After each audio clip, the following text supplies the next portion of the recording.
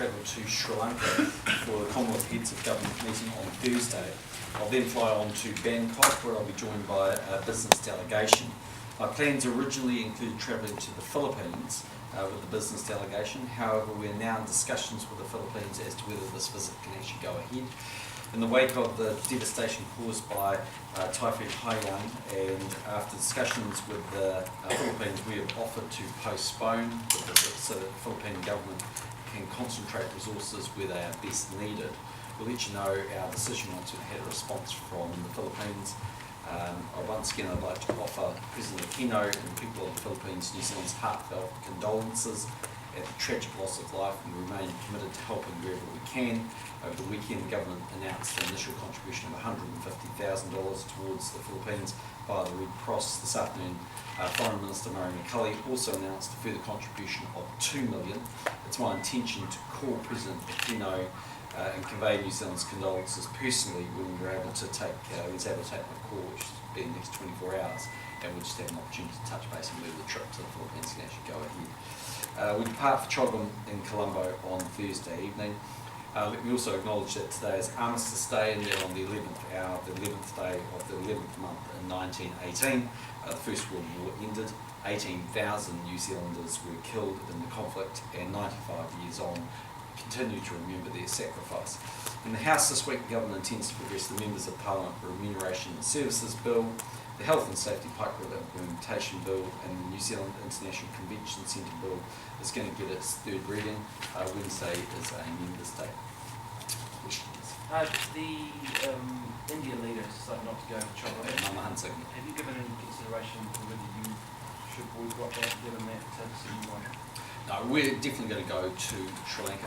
I mean, it's our view that this isn't a bilateral visit to Sri Lanka. It just happens to be that Sri Lanka is the host of the Commonwealth Heads of Government.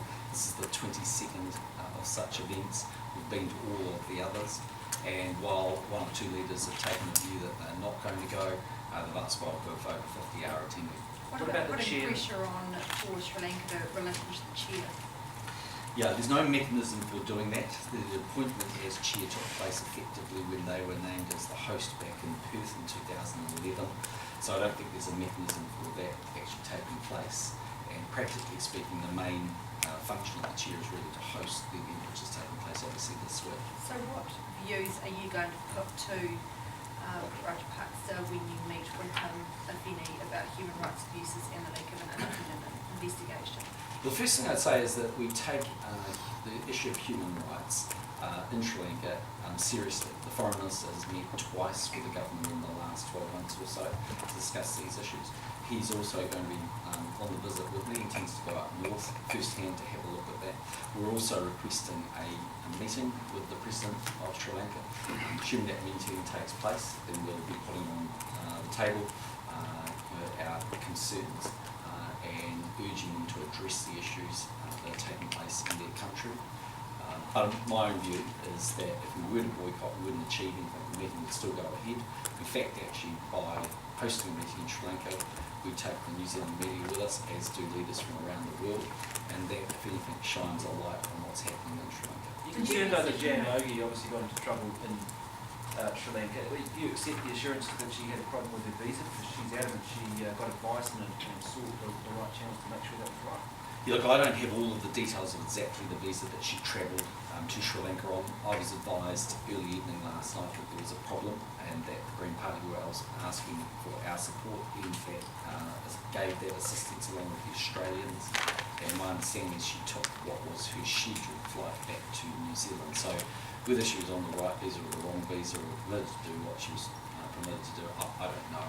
I'll accept it at this stage that it was a visa issue and not a freedom of speech. It clearly looked like they were trying to shut down a press conference with opposition in Sri Lanka. I mean, surely that's not acceptable, is it? And that's possible, but I don't have all of those details.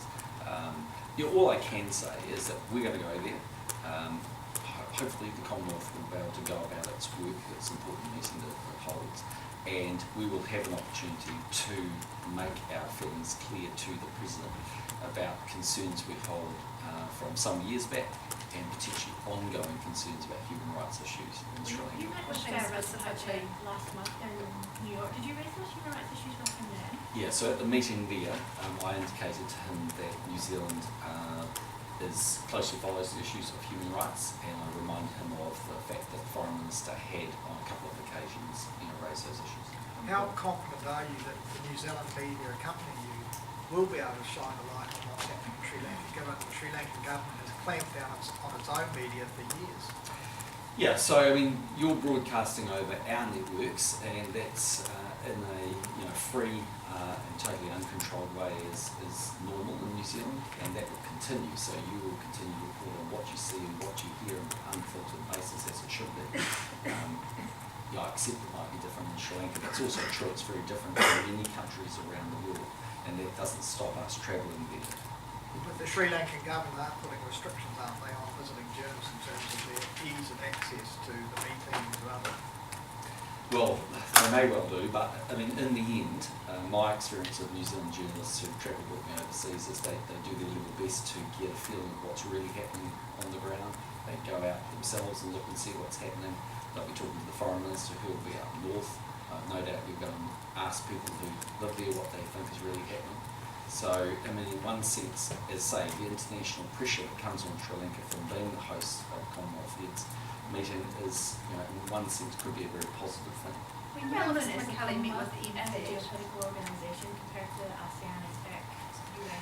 Yeah, I don't know if I'd choose between them all because they all have different roles. I mean, APEC is very much an economic organisation, East Asian Southern has a wider remit, but New Zealand's a proud Commonwealth country, always has been, and I think in that regard it plays a role of binding the Commonwealth together. For New Zealand, it has some advantages in that the bulk of the Commonwealth is obviously made up of African nations and nations from the Caribbean, so they're countries increasingly we engage with, in the case of the UN Security Council, nations that we're looking to try and support us for our bid for the Security Council seat.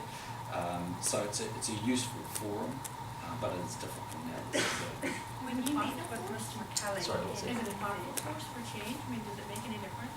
It can be. I mean, at the 2011 meeting, which 2009, which was in Trinidad and Tobago, President Sarkozy at the time took the step of coming out to lobby that group and to share his perspectives on climate change.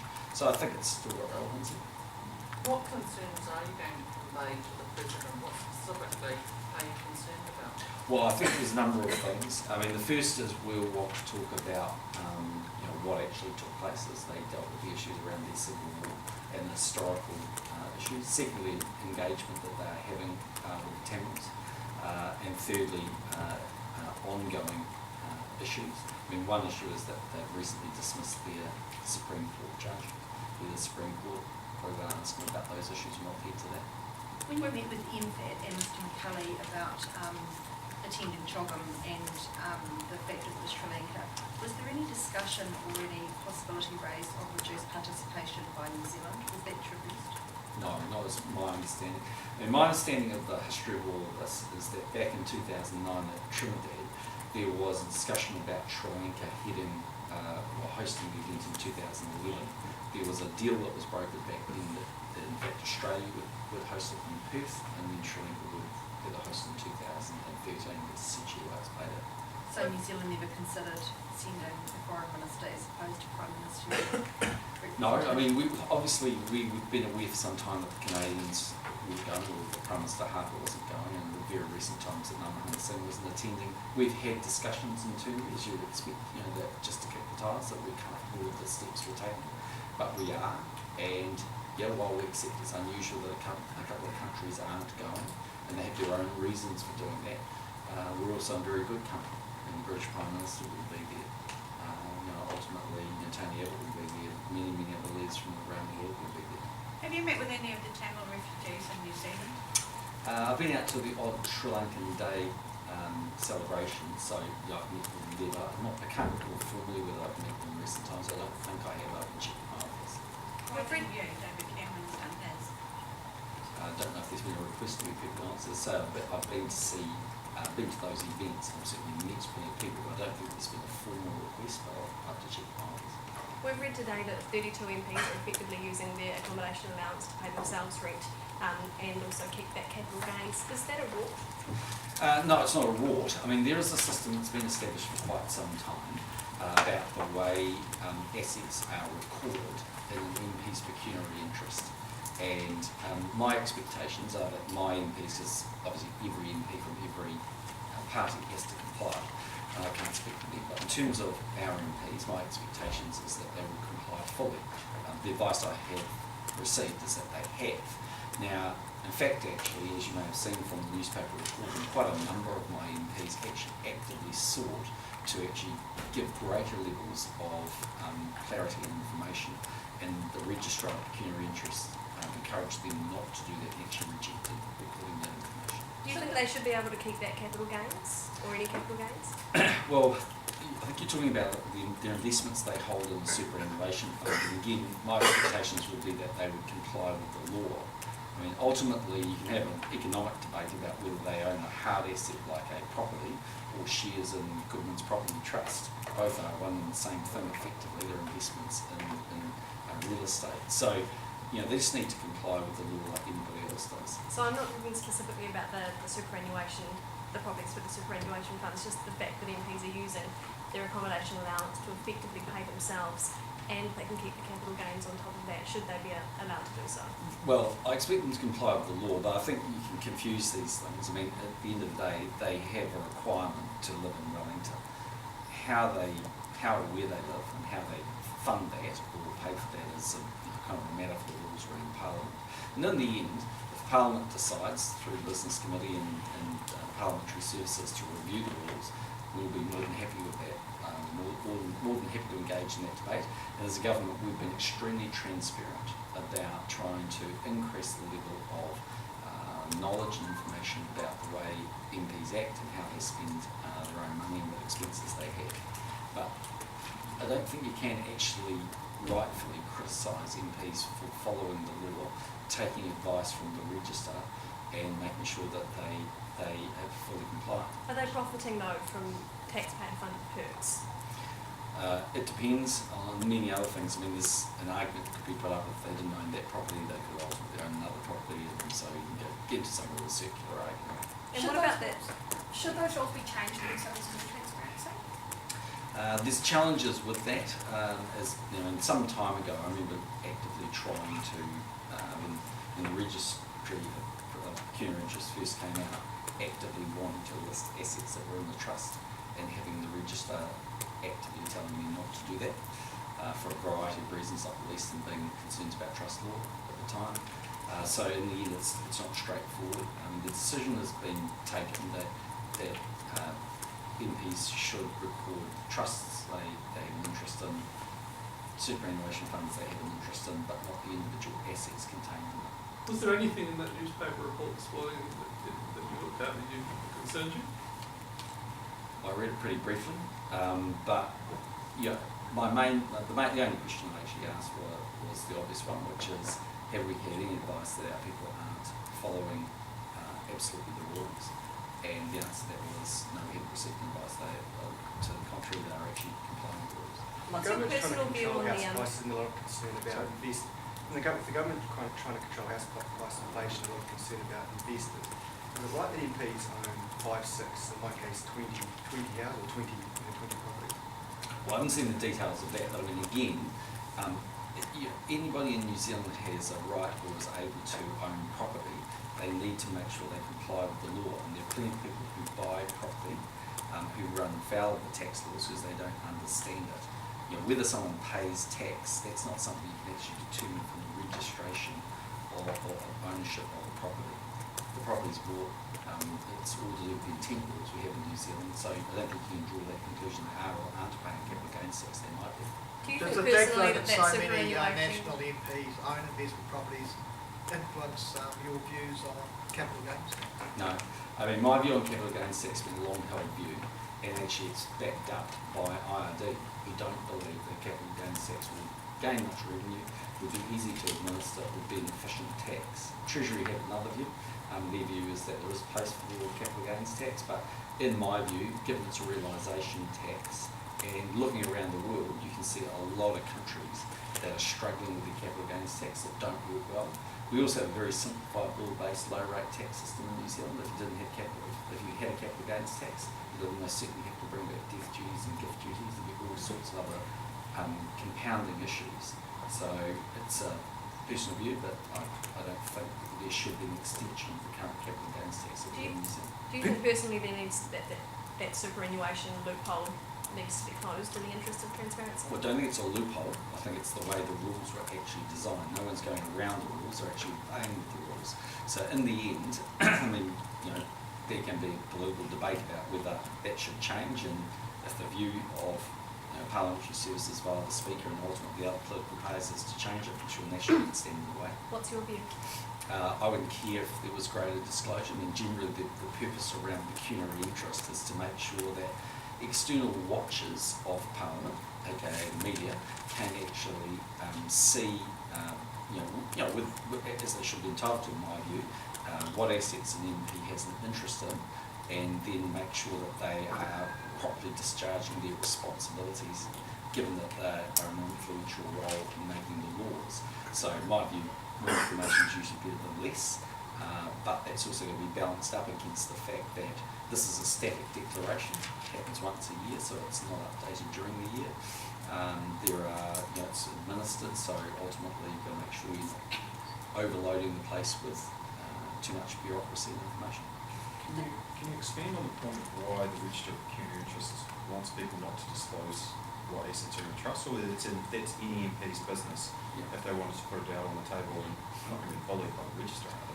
Yeah, so you have to go and ask what Martin Weaver's view is these days. It may have changed back from Margaret Lazy, but at the time, all I can tell you is way back when it first came in 2005, I was extremely careful about assets they held in the trust and wanting to make sure I could disclose those, and we were actively advised not to do that.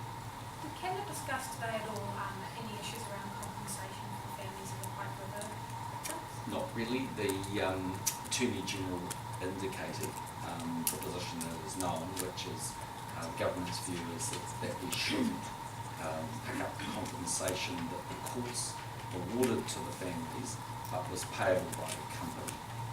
So no decisions have been made, The decision has been made. but by Cabinet. Well, essentially, there's no decision to be made. I mean, the issue is that we think in law that debt should be serviced by the company, not by the Crown. And in the event that it can't or won't be paid by the company, then ultimately, if there is any recourse to the government, we can't see that legal recourse, and we think that should be tested if the families ultimately want to do that. There's a book coming out this week that's going to be quite damning about Pike River. Do you think New Zealand Oil and Gas should have voted to compensate families? Look, I'll probably stay away from that. I mean, in the end, it's ultimately the legal responsibility of the Pike River directors to work out. I mean, I've been active in the book and the research committee as part of it, so we'll see how it comes out in person. Have you got any view on John Tamahere and Willie Jackson being suspended for a year? No, I mean, in the end, I think that's a matter for Radio Lives Management. Good call or bad call, do you think? Look, in the end, it's for them to decide their own what they believe is commercially right and whether they believe they're over the line. I didn't hear the interviews. I mean, I know the interview took place and I've seen the media reports, but it was taken down the line for to hear it. You obviously made a stand on it though by deciding not to go on the show for the rest of the year, so you must have a view.